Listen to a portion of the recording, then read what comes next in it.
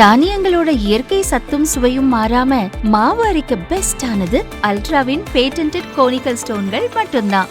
Ultra என்றால் ஆரோக்கியம். தினமல நேயர்களுக்கு வணக்கம். வணக்கம். நேற்று நடைபெற்ற திமுகவினுடைய முப்பெரும் விழா சாராய் வித்த காசுலதாய இந்த மாநாடு நடத்திருக்கீங்க அப்படின்னு சொல்லி நமத்து போன ஊசிப்பட்டாசாக மாறிவிட்டதா என்று எவ்வளவுதான் எழுச்சுமங்க பேசினாலும் என்னப்பா கண்ணு கெட்ட தூரம் வரைக்கும் ஆளையே காணோம் அப்படின்ற மாதிரி முடிஞ்சிருக்கு. விவரங்களை பார்க்கலாம். நான் முகத்தை தொடச்சேன் சார். ஆனா அன்னைக்கு ஸ்டாலின் அவர்கள் என்ன செஞ்சாரு? சட்டையை கழிச்சு வந்து நின்னாரு. ஏன் அப்படின்னு கேள்விகளையும் எழுப்பி அது இப்படிதான் இருந்துச்சுன்னு ஒரு பதிலையும் சொல்லியிருக்கிறாரு எதிர்க்கட்சி தலைவர் எடப்பாடி பழனிசாமி அவர்கள். பாஜக தேசிய செயற்குழு உறுப்பினர் முன்னாள் பாஜக தலைவர் அண்ணாமலை அவர்கள் இன்னைக்கு கொடுத்த பிரஸ் மீட் 256 திட்டங்களை அரசு கைவிடுவதா அறிவிச்சிருக்கீங்க, அப்புறம் எதுக்கு நீங்க சட்டசபையில் அறிவிக்கிறீங்க அப்படின்ற மாதிரி கேள்வி வச்சிருக்கார். கூடவே இபிஎஸ் தாங்க முதலமைச்சர், அவர் தான் முதலமைச்சர் இருப்பார், கூட்டணியிலே சொல்லிட்டாங்களா அப்படின்னு சொல்லி அவரே சொல்லி இருக்கிற விவரங்களை பார்க்கலாம். உங்களுக்கு எல்லாமே ஈவேரா தான், ஆனா எங்களுக்கு ஈவேரானா எதுவுமே இல்ல அப்படின்னு ஈவேரா அவர்களை கடுமையாக விமர்சித்திருக்கிறார் நாம் தமிழர் கட்சி ஒருங்கிணைப்பாளர் சீமான் அவர்கள். திருநெல்வேலியில் காவல் ஆய்வாளர் குடித்துவிட்டு வாகனம் ஓட்டினாரா, அப்படி ஓட்டும் போது ஏற்பட்ட விபத்தில் அந்த டூ வீலர் ஓட்டிட்டு வந்த நபர் ஒரு 1/2 கிலோமீட்டர் இழுத்துனே போயிருக்காரு. வீடியோ வைரல் ஆகி இருக்கிறது, சஸ்பெண்ட் செய்யப்பட்டிருக்கிறார். என்ன நடந்தது விவரங்களை பார்க்கலாம். சார், மத்தவங்களா சுற்றுப்பயணத்துக்கு போகும்போது எல்லா அனுமதி கொடுக்குறாங்க, எங்களுக்கே அந்த அனுமதி எல்லாம் கொடுக்கறது இல்ல அப்படின்னு தாவேகா போட்ட வழக்குல தாவேகாவை எதிர்த்து நீதிபதி கேட்ட சரமாரி கேள்விகள். என்ன கேள்விகள் தெரிஞ்சுக்கலாம். இதை பத்தி தான் இன்னைக்கு நான் பார்க்க போறோம். இது சைட்லைட்ஸ்.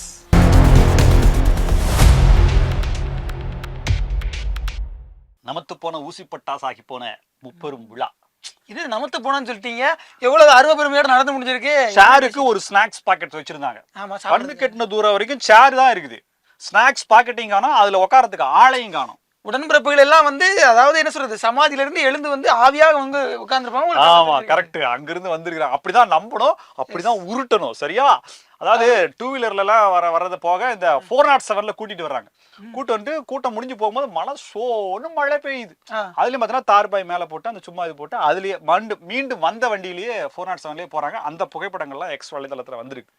இதுக்கு முன்னாடி 407ல கூட்டு வரதுக்கு அவங்க ஆடா மாடா அப்படிங்கிற ஒரு கேள்வி எல்லாம் கூட இருக்கு. நீங்க விஷயத்துக்கு வாங்க. இதுக்கு முன்னாடி மாநாட்டினுடைய அந்த பணிகளை மேற்கொள்வதற்காக மண்ணின் மைந்தர் செந்தில் பாலாஜியினுடைய தவ உடன் பிறப்பு கரூர் கேங்குடைய தலைவர் அப்படி சொல்லுங்க அசோக், அவர் வந்து பாத்தீங்கன்னா அந்த மாநாட்டினுடைய பணிகள் அப்படியே பார்வையிடுறாரு. அப்படியே வெள்ளை வேட்டி கட்டிட்டு வெள்ளை சட்டை போட்டு கட்டுறாரு. ஒரே ஒரு புகைப்படம் தான் இருக்கு.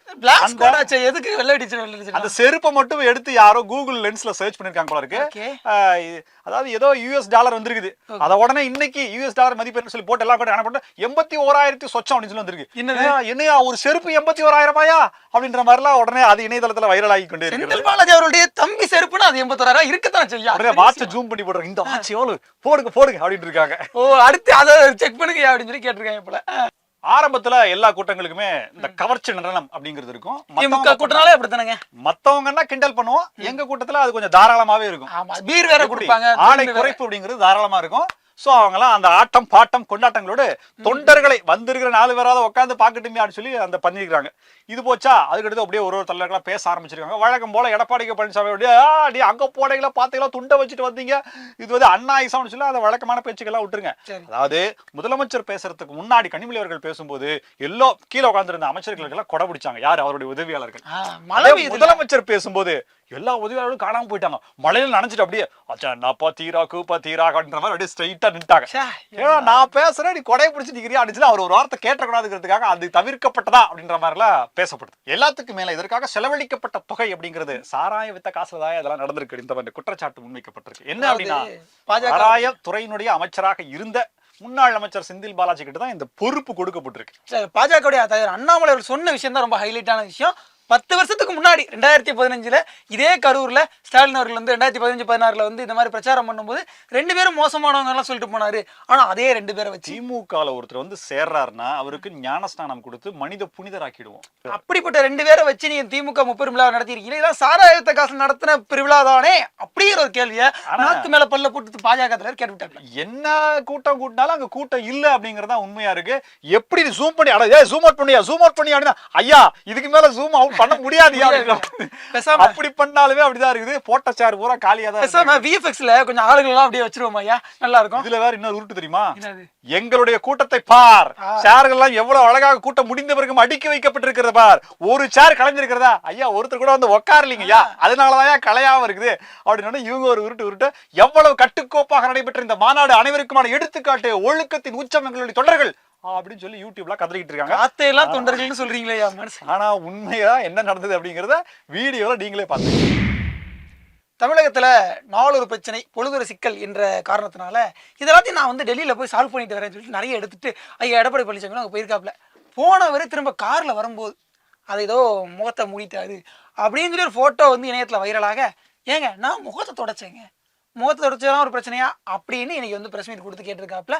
நான் முகத்தை தொடச்சத போட்டோ எடுத்து போட்டிருக்கீங்களே, சரி பத்திரிகையாளர்கள் நீங்க போட்டீங்க, ரைட்டு விட்டுரும், அது உங்களுக்கு சந்தோஷமா சந்தோஷம், ஓகே. இப்போ நான் வந்து சட்டமன்றத்தில் பெரும்பான்மை நிரூபிக்கும் போது ஒருத்தர் சட்டையை கிழிச்சு வந்தாரு, அது என்னது? கிழிச்சதே நீங்க தானே ஐயா. யார் சட்டையை கிழிப்பாங்க? அதே உங்க மேலதான் ஐயா.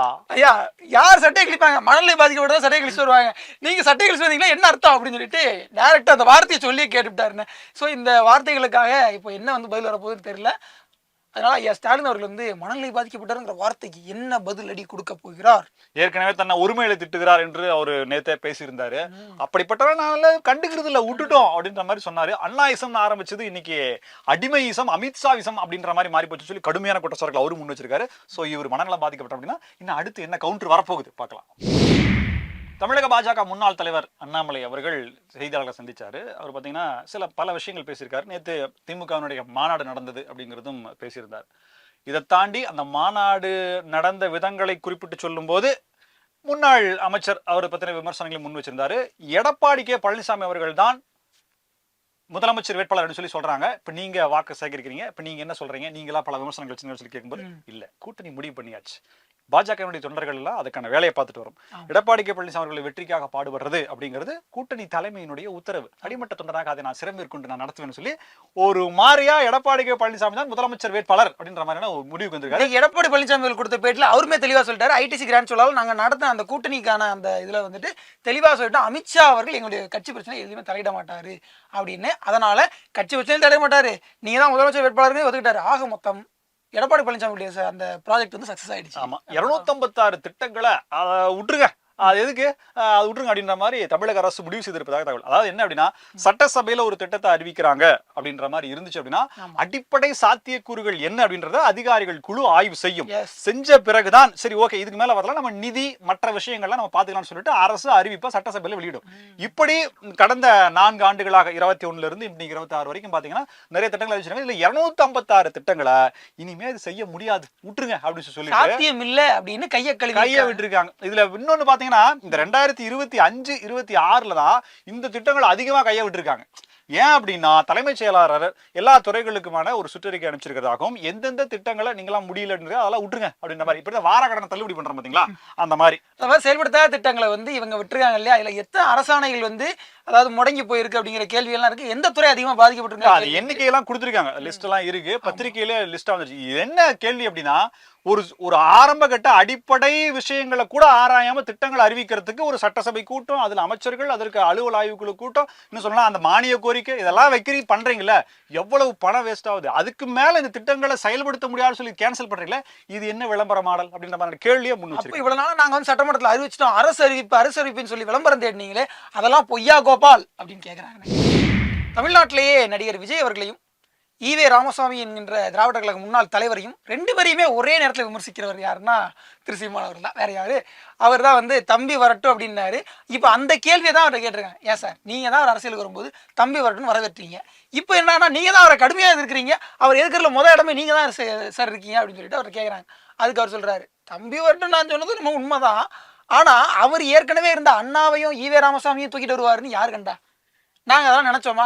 அவர் அதெல்லாம் தூக்கிட்டு வராரு, எம்ஜிஆர் தூக்கிட்டு வராரு, ஸோ இவங்கெல்லாம் தூக்கிட்டு வந்தா நாங்க எப்படி ஏத்துக்கிறது அப்படின்னு சொல்லிட்டு ஈவே ராமசாமி அவர்கள் வந்து உங்களுக்கு எல்லாமே ஈவே ராமசாமியா இருக்கலாம், நேற்றைக்கு அவர் பிறந்த நாள் அதனாலதான் சொல்றாப்புல உங்களுக்கு எல்லாமே ஈவராவா இருக்கலாம், ஆனா எங்களுக்கு ஈவரா எதுவுமே இல்லை அப்படின்னு மொத்தமா டப்புன்னு போட்டு உடச்சுட்டாங்க சொல்லுவாரு ஈர வெங்காயம் அதெல்லாம் வேற. ஸோ எங்களுக்கு அவர் மண்ணு தான் அப்படிங்கிறத மீண்டும் ஒரு முறை சொல்லி இருக்கிறார் திரு சீமான் அவர்கள். இந்த கட்ஸை வந்துட்டு மற்ற கட்சிகள்கிட்ட எதிர்பார்க்கிறோம். குறிப்பாக விஜய் அவர்கள் வந்து அதை வந்து பேசுற மாதிரிலாம் இல்ல. ஒரு போட்டோ இப்ப கோர்ட்டுக்கு போயிருக்காரு. ஆமா, அடுத்த விஷயம் அந்த கோர்ட்டு தான். திருநெல்வேலியில காந்திராஜன் அப்படின்ற ஒரு இன்ஸ்பெக்டர் ஆய்வாளர், அவருக்கு பார்த்தீங்கன்னா ஏற்கனவே ஹார்ட் சர்ஜரி பண்ணியிருக்கு. ஸோ அதனால அவரை வந்து சட்டம் ஒழுங்குல இருந்து இல்ல டிராஃபிக் மாத்திருக்காங்க. ஸோ அப்படியே நீங்க பாருங்கயா, உங்களுக்கு பார்த்து நீங்க பொறுமையா இருந்தீங்கன்னு ரிலாக்ஸா சொல்லுங்க. இருங்க. ஆமா, இதுல இன்னொரு கூடுதல் தகவல் இருக்கு. அது என்னன்னா 6 மாசத்துல அவர் ரிட்டையர் ஆக போறார். ஓ இந்த நேரத்துல பணி முடிந்து அந்த பணிச்சுமையின் காரணமாக ஏற்பட்ட மன அழுத்தத்தின் காரணமாக சற்றே மன கிளேசத்தை தவிர்க்க மன ஆறுதல் படைய அந்த வீரன் என்ற பன்னீரை வீரன் சரக்கு தானே. இதுக்கு மேல நான் மரியாதையா சொல்ல முடியாது. வீரன் சரக்கு தானே. தண்ணி அடிச்சிருக்காருங்கிறத நான் எவ்வளவு சாதுரியமா சொல்றேன்றது பாத்துங்க. சோ அவர் சாப்பிட்டுட்டு டிரைவிங் பண்ணிட்டு போயிட்டு இருந்திருக்காரு. முன்னாடி ஒரு 2 வீலர், அதுக்கு முன்னாடி ஒரு பஸ்ஸுக்காரன் பிரேக் அடிக்க உடனே 2 வீலர்காரன் ஒரு மாதிரியா சமாளிச்சு பிரேக் அடிக்க, ஆனா இவரால அடிக்க முடியல. இவர் போய் 2 வீலர் மேல அடிச்சிட்டாரு. ஏன்னா இவர் தான் அடிச்சிருக்காரு, அதனால தானே அடிச்சுட்டாரு. அவன் என்ன கோவக்காரன் போல இருக்கு, அவன் எழுதி சண்டையெல்லாம் வந்திருக்கான். சண்டைக்கு வண்டி மாதிரி குறுக்கால போட்டான். ஒரு சரி பஸ் முன்னாடி போனோடனே இவர் என்ன பண்ணிருக்காரு, பேசி பார்த்திருக்காரு, முடியல. ஒரு கட்டத்துல கோவம் ஆனவனே அப்படியே அவன் அப்படியே பேனட்ல ஏத்திக்கிட்டு 1/2 கிலோமீட்டர் தள்ளிட்டு போயிருக்காரு. அவன் கத்து காப்பாத்துங்க காப்பாத்துங்க பச்சோ பச்சோன்னு கத்திருக்கான். சோ அதெல்லாம் வந்து வீடியோ எடுத்துருக்காங்க. இல்ல டிராபிக் போலீஸ் கிட்ட போய் இந்த மாதிரி பிரச்சனை பண்ணா ஏதாவது சொல்லலாம். டிராபிக் போலீஸே அதை பண்ணா நாங்க யார்கிட்ட தான் போய் சொல்றது? என்ன பண்றதுன்னு தெரியல. அவன் கத்தி இருக்கிறான். சரின்னு சொல்லிட்டு இதை வந்து வீடியோ எடுத்து அங்க இருக்கக்கூடிய லோக்கல் வாட்ஸ்அப்ல எல்லாம் அனுப்பிச்சிருக்காங்க. வேற என்ன பண்றது, தலைமை வரைக்கும், அதாவது காவல் ஆய்வாளர் வரைக்கும், காவல் ஆணையர் வரைக்கும் போயிடுச்சு. நெல்லை காவல் கமிஷனர் வரைக்கும் போயிடுச்சு. போனா அவன் என்ன பண்றாங்க, சரி ஓகேப்பா இவங்க ஆயுதப்படைக்கு மாத்திருங்கன்னு சொல்லி ஆயுதப்படைக்கு மாத்திருக்காங்க. ஏற்கனவே டிராபிக், இப்போ ஆயுதப்படை. அப்புறமேல் பார்த்தா தான் தெரிஞ்சு 2 பேருமே குடிச்சிருக்காங்க அப்படின்ட்டு. 2 பேருமே 2 வீலர் காரணம் குடிச்சிருக்காங்க, இவரும் குடிச்சிருக்காரு. சரி ஓகே, அதெல்லாம் இருக்கட்டும். துறை ரீதியான நடவடிக்கை என்ன அப்படின்னு சொல்லி எல்லாரும் கேட்பாங்க அப்படின்னு சொல்லி பார்த்தா அவரை இப்ப சஸ்பெண்ட் பண்ணிருக்காங்க. ரிட்டையர் ஆகிறதுக்கு இன்னும் 6 மாசம் தான் இருக்கு. அதுக்குள்ள எதுக்கு ஏன் இந்த வேலை அப்படின்ற மாதிரி இருக்குது. ரெண்டாவது, பணியின் போது அதை குடிச்சிட்டு வாகனம் ஓட்டுறது அப்படின்றது எந்த அளவுக்கு ஏற்றுக்கொள்ள முடியும்? இதுவே ஒரு தனி மனிதனோ ஒரு சாமானிய மனிதனோ செய்தால் அவனுடைய என்னது லைசன்ஸ்ல பஞ்சு வைப்பீங்க, பல ஆயிரங்கள் மொய் வைக்கப்படும். அப்படி இருந்து ஏனையா நீங்களே இப்படி செய்கிறீர்கள்? சாமானியனுக்கு ஒரு சட்டம், காவல்துறையினருக்கு ஒரு சட்டமா அப்படிங்கிற கேள்வி நீண்ட நாட்களாக இருக்கு. அதையே இந்த சம்பவத்துக்கு கேட்கிறோம். தமிழக வெற்றி கழகத்தினுடைய தலைவர் நடிகர் விஜய் அவர்கள் வந்து இப்போ சுற்றுப்பயணம்லாம் போயிட்டு இருக்காப்ல, உங்களுக்கு தெரியும்னு நினைக்கிறேன். திருச்சி வந்து அல்லோல கல்லோலப்பட்டது, அதுக்கு பிறகு அரியலூர் வந்து அல்லோல கல்லோலப்பட்டுச்சு, அதுக்கு பிறகு பெரம்பலூர் போக முடியல, அது ஒரு பிரச்சனை. அதற்கு பிறகு இப்போதைக்கு அடுத்தடுத்து போகலாம்ன்ற பிளான்ல கொஞ்சம் சேஞ்சஸ்லாம் பண்ண நினைக்கிறாங்க. அதுக்கு ஐயா மற்ற கட்சியில் உள்ளவங்கலாம் மற்ற கட்சியில் உள்ளவங்கலாம் போகிறாங்க, அவங்களாம் கூட்டத்தை நல்லா அனுமதி வளர்க்குறாங்க. ஆனால் எங்களுக்கு மட்டும் நிறைய பாரபட்சம் காட்டுறாங்க. எந்த வழியில் நாங்கள் வீட்டுக்கு போகணுன்றது முதற்கொண்டு சொல்கிறாங்க. இதெல்லாம் நியாயமா அப்படின்னு நீதிமன்றத்தில் போய் இவங்க ஒரு வழக்க போட்டாங்க. நியாயம் தானே. நேற்று தான் 30 விழா நடந்தது இல்ல. இப்போ 23 கண்டிஷன் தாவேகாவுக்கு போட்டாங்கல்ல. இதே மாதிரியான கண்டிஷன் எல்லாமே இந்த தாவேக திமுகவோட மாநாட்டில் கடைபிடிக்கப்பட்டதான்ற கேள்வியை வச்சா அதுக்கு பதில் கிடைக்குமா? அது கிடைக்குமான்றே தெரியல. ஆனா இப்ப நீதிமன்றத்தில் கேட்டவன நீதிபதி என்ன கேட்கிறாருன்னா, கர்ப்பிணிகள், குழந்தைகள், மாற்றுத்திறனாளிகள் இவங்கெல்லாம் உங்க கூட்டத்துக்கு வரக்கூடாதுன்னு நீங்க அறிவுறுத்தல் பண்ணி நீங்க ஒரு முன்னுதாரணமா இருக்கலாமே அப்படிங்கிற கேள்வி நீதிபதி அவரே சொல்லிட்டாரே, சொல்லியும் வர்றாங்க. அதுக்கு பிறகு இன்னொரு கேள்வியும் கேட்டிருக்காரு. அது என்னன்னா, நீங்க தலைவர் தானே, உங்களுடைய தொண்டர்கள் இந்த மாதிரி வந்து மேலே ஏறுறது, அதான் அந்த குரங்கு மாதிரி வந்து ஒரு எம்ஜிஆருடைய சிலைக்கு மேல ஒரு கூண்டு இருந்துச்சு, அது மேல ஏறினாங்கல்ல, அது உட்பட NDTV அந்த செய்தியாளரை போடும்போது அவங்க எப்படி ஆடிக்கிட்டு என்ன பண்ணு, அதெல்லாம் துண்டை தூக்கி அவர் தலையில போட்டு ஐயோ கொஞ்சம் இந்த மாதிரியான செயல்கள்லாம் செய்யும் போது அவங்களை கட்டுப்படுத்த வேண்டியது உங்க கடமை இல்லையா? நீங்க தலைவர் இல்லையா? நீங்க சொல்ல வேண்டாமோ அப்படிங்கிற ஒரு கேள்வியை நீதிபதியே கேட்டிருக்காரு. சோ நீதிபதியுடைய இந்த கேள்விகளுக்கு தாவேகா என்ன பண்ணுங்க, ஐயா நீங்க கேட்கறதெல்லாம் சுருக்குன்னு உரைக்குது. வளர்ந்து வரும் கட்சிங்கிறதுனால நான் ஒண்ணும் பண்ண முடியல, ஒருவேளை முதலமைச்சர் பதவியில உட்காந்துட்டு இதெல்லாம் சரி பண்றியா அப்படின்னு நினைச்சிருக்காரு தெரியல. ஆனா நீதிமன்றம் என்ன சொல்லிருக்குன்னா, எல்லா கட்சிகளுக்கும் பொதுவாக சில விதிகளை வகுத்து கொடுங்க அப்படிங்கறதெல்லாம் வந்துட்டு ஆணையருக்கு அறிவுறுத்தி இருக்கிறாங்க. சோ டிஜிபி என்ன பண்ண போறாரு அப்படிங்கறத பொறுத்திருந்து பார்ப்போம். திராவிட மாடல் அரசினுடைய செல்வாக்கு, ஒரு கவுன்சிலருடைய மகனுக்கு எந்த அளவுக்கு செல்வாக்கு இருக்கு அப்படிங்கிறதுக்கு நேத்து நடந்த சம்பவம் இல்ல, இன்னைக்கு நடந்த சம்பவம் ஒரு உதாரணமா இருக்கு. என்னது? சென்னை அசோக் நகர்ல மழை நீர் வடிகால் பணி அந்த வந்து வேலை செஞ்சுட்டு இருக்காங்க. 10 நாட்களாக அந்த பணி முடிக்கல. அந்த பக்கமாக போகக்கூடிய பள்ளிக்கு செல்லக்கூடியவர்கள் பிரச்சனையா இருக்குன்னு சொல்லிட்டு ஒரு பிரபலமான மெயின் ஸ்ட்ரீம் மீடியா அந்த இடத்துல போய் கவர் பண்றதுக்காக நின்று ரிப்போர்ட் பண்ணிட்டு இருக்காரு, லைவ் ஓபி கொடுத்துட்டு இருக்காரு. அப்ப பாருங்க, செந்தில்னு சொல்லிட்டு அசோக் நகருடைய 10வது வார்டு கவுன்சிலருடைய மகன் சொல்றாங்க, வந்தாரு. என்ன நீ பாட்டு கொடுத்து நிக்கிறா அப்படின்னு சொல்லி அவர் ஏதோ பேச ஆரம்பிச்சிருக்காரு. உனக்கு தெரியுமா 2 மணிக்கு தான் போட்டு நிக்கிறாங்க அப்படின்ற மாதிரி அவரு பேசியிருக்காரு.